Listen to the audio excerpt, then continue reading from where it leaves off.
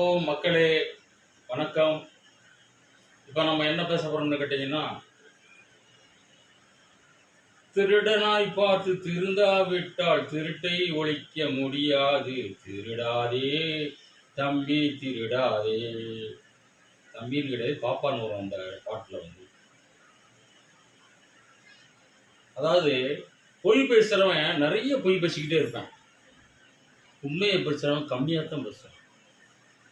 இந்த பொய் பேசுகிறவனையும் உண்மை பேசுகிறவனை கனெக்ட் பண்ணுறவன் ஒன்று இருப்பான் பாருங்க. அவன் இங்கே பொய் பேசுகிறத அப்படியே அந்த உண்மை பேசுகிறவன்ட்டு சொல்லுவான், அந்த உண்மையை வந்து பொய் பேசுகிறவன்ட்டு சொல்லுவான். இப்படி கனெக்ட் பண்ணி விட்டுருவான்.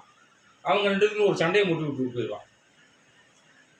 அப்போ என்ன பண்ணணும்னா, அந்த பொய் அந்த நடுவில் இருக்க அது மீடியேட்டர் இருக்கான் பார்த்தீங்களா, அந்த இடைப்பட்ட ஆள் பொய்யவும் உண்மையும் அப்படி கனெக்ட் பண்ணுறவன் இருக்கான் பார்த்தீங்களா, அவனை நீங்கள் என்ன செஞ்சாலும் சரி, பின்னாடி இருந்து நல்ல ஒரு குத்துனாலும் சரி, அவன் மறுபடியும் குத்தை தூர போட்டுருவான்.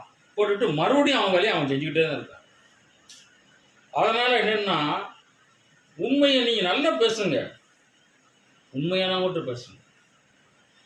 பொய் பேசுகிறவன் எப்படி பொய் பேசாமல் இருக்க மாட்டான். சந்தர்ப்ப வாசத்தில் பொய் பேசுகிறவங்க இருக்காங்க, அது விஷயம் வேறு. அது ஒரு நல்லதுக்காக கூட ஒரு பொய் பேசலாம். ஆனால் பொய்க்கே பிறந்து பொய்யினே வளர்ந்து பொய்யிலே வாழ்ந்துக்கிட்டு இருக்கான் பாருங்க, அவன்கிட்ட போய் ஒரு உண்மை சொன்னீங்கன்னா அந்த உண்மையை அது வெளியூரில் இருந்தால் கூட ஒரு 100 ரூபா பெட்ரோல் போட்டு போய் நேராக போய் சொல்லிட்டு வந்துடுவேன். அவன் அப்படிப்பட்ட ஆளாக இருப்பான். வேலை வெட்டி இருக்கா, ஒன்றும் இருக்கா, துட்டு இருக்காது. 100 ரூபாய் பெட்ரோல் போட்டு நேராக போய் அடுத்த ஆள்கிட்ட போய் ஐயா இப்படி சொல்கிறான் அப்படிமா அவன் ஒரு முடிச்சை போட்டு விட்டு வந்துடுவான். அதனால் நீங்கள் என்ன பண்ணணும்னா, யார்கிட்ட எப்படி பழகுங்கிறத கண்டுபிடிச்சிட்டிங்கனாலும் உங்கள் வாழ்க்கை நிச்சயமாக சொல்கிறேன், உங்கள் வாழ்க்கை சிறப்பாக அமையும். நல்லவங்கள்ட்ட நீங்கள் நல்லா பழகுங்க. இந்த வெடியத்தை நான் 2-3 நாள் போட்டுக்கிட்டு இருக்கேன் உங்களுக்காக. ஏன்னா அனுபவம் வந்து என்றைக்குமே வந்து உங்களுக்கு இருக்குது. அந்த அனுபவத்தை வச்சு உங்களுக்கு நீங்கள் நல்லா வாழ கற்றுக்குங்க. பொய் பேசுகிறவர்கிட்ட விலகிருங்க, நன்மை பேசுகிறவர்கிட்ட ஒத்து இருங்க. இது உங்கள் வாழ்க்கை சிறப்பாக ஆகும். நன்றி, வணக்கம்.